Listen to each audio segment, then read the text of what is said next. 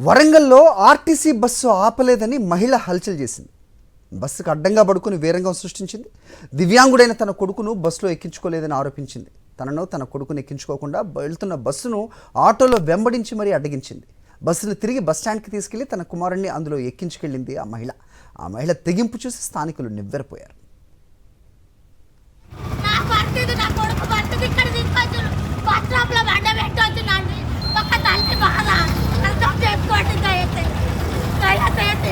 Road విన్నమాట ఇష్టం నా మీద గెలవని అండి అంతే నా మీద ఆలోచించండి. నా బాధలో ఒక వికలాంగు ఉన్నది, నా కొడుకు వికలాంగు 18 సంవత్సరాలు. ఇద్దరం నచ్చడం కట్టుకుంటేనే వస్తాం. పింఛన్ కొట్టిందాలు వస్తాను ఇవాళ లాస్ట్ పింఛని ఈ నెల లాస్ట్ పింఛని కొట్టిందాలు చెప్పినా తీసుకొచ్చి ఆపలేదండి. నా పరిస్థితి నా కొడుకు పరిస్థితి ఇక్కడ తీసుకొచ్చి బస్ స్టాప్ లో బండ పెట్టి వచ్చిందండి. ఒక తల్లి బాధ అర్థం చేసుకోండి.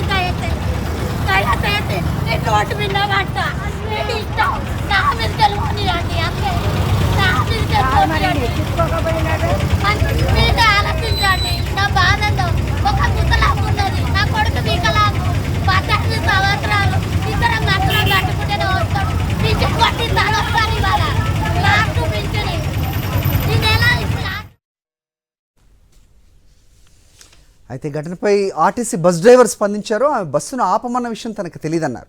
కండక్టర్ తనకు చెప్పలేదని స్పష్టం చేశారు బస్ డ్రైవర్.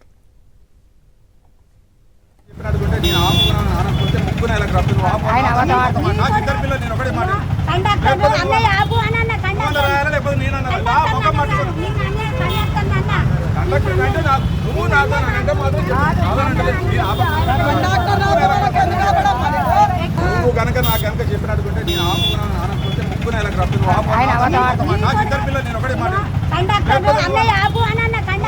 లేకపోతే నేను ముఖం పట్టుకున్నాను కండక్టర్ అంటే నాకు నువ్వు నాతో అంటే మాత్రం